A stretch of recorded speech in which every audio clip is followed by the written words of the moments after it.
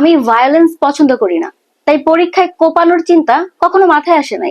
আর আমি কি কোপাবো, পরীক্ষার আগের রাতে নিজেই তো কোপ খেয়ে বসে থাকি। বন্ধু ফোন দিয়ে বলে চিন্তা করিস না, আমিও পড়ি নাই।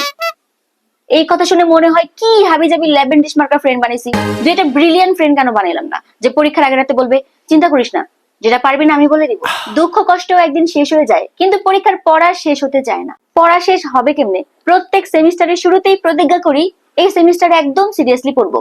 এই প্রতিজ্ঞা করতে করতে এখন দেখি ভার্সিটি শেষ, ফাইনাল সেমিস্টার চলে, ফাইনাল পরীক্ষা। আর যারা বলতো ভার্সিটিতে কোনো পড়ালেখাই নাই, খালি চিল আর চিল, তোরা কোনোদিন ভার্সিটিতে পড়সই নাই। যাই হোক, কালকে সেমিস্টার ফাইনাল পরীক্ষা, তাই পড়ার মোটিভেশন খুঁজতে গিয়ে 2 ঘন্টা ইউটিউবে ছিলাম। মোটিভেশনের কিছুই পাইনি, শুধু জানলাম স্বর্ণের দাম 2 লক্ষ ক্রস করে গেছে, তাই মানুষ আইফোন না কিনে স্বর্ণ কিনছে, যাতে করে স্বর্ণের দাম আরো বেড়ে 3-4 লাখ টাকা হলে পরের বছর মানুষ সেই স্বর্ণ দিয়ে একটার জায়গায় 2টা আইফোন কিনতে পারে।